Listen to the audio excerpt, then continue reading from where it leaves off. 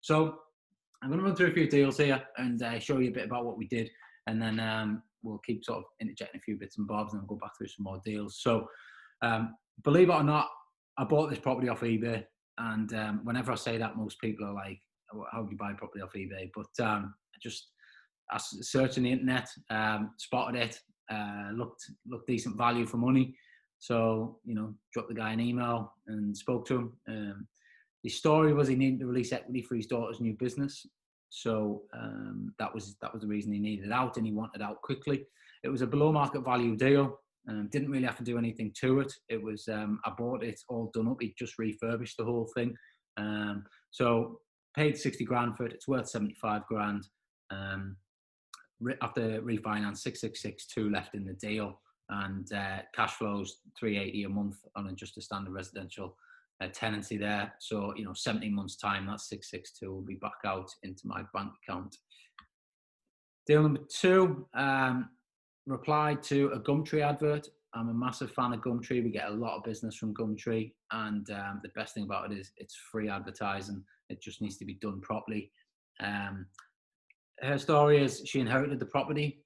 She tried to be a landlord. She had a bad tenant. He smashed the place up and left, and just put her off completely. Had absolutely no interest in being a landlord. There's a lot of people like this.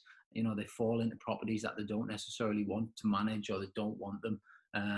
So I agreed a lease option deal on this because we just couldn't agree a figure to buy it. She wanted too much for it. I wasn't prepared to pay what she wanted for it.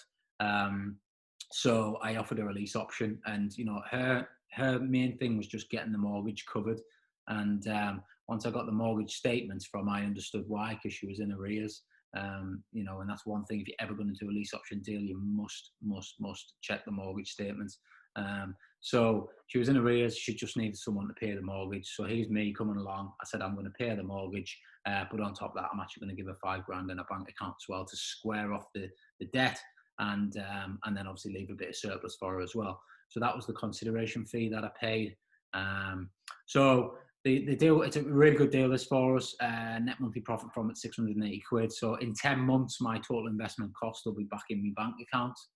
And then in sort of 5 years' time, I'll buy that property. Another one from Gumtree, again, replied to one of my adverts. This is a light buy refurbish refinance deal. The story was that they're moving to New Zealand. They had a week to sell the property. They've tried all avenues, and they were going to potentially chuck it in an auction and hope for the best. And I actually offered them the money, stood in the living room of this property, and we did a deal. Paid 52.5 grand for it. It's worth 75. Total investment cost was 16,980. So after refinance, the money left in the deal was £105. Net monthly profits 490. So within 1 month, I had no money in that deal, and that now is still in our portfolio, cash flowing very well for us on a monthly basis. This could have been a lease option. So the guy, I give him 52,500, and but he paid £58,000 for it. He could afford to pay off the difference to settle his mortgage off, and he would have preferred that option to then just move to New Zealand, not knowing that they had any hassle or any property hanging over their neck.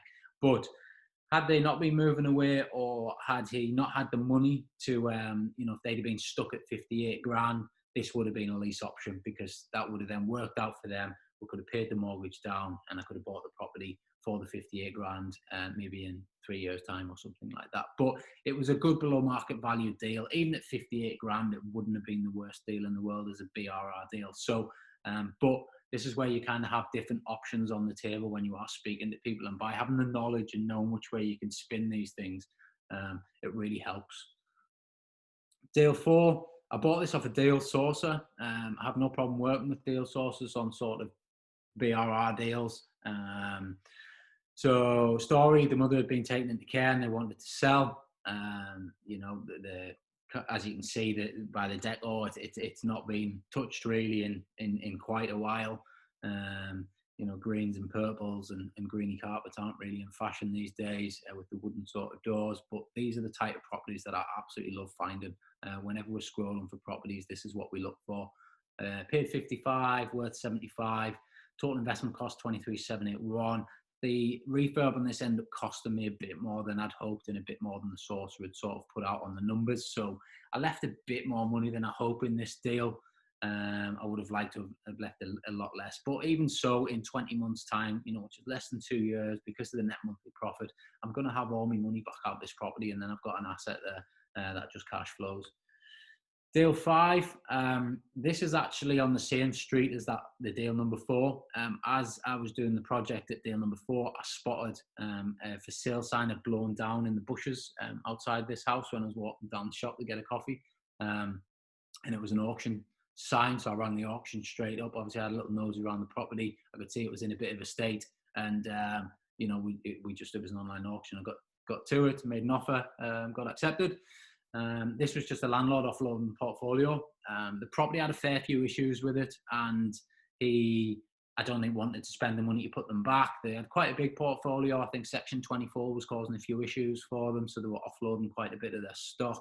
And they just had no interest in doing this up. So paid 52.5 grand for it. It's worth 85. It's actually a bigger property than the other one. Total investment cost 27,161.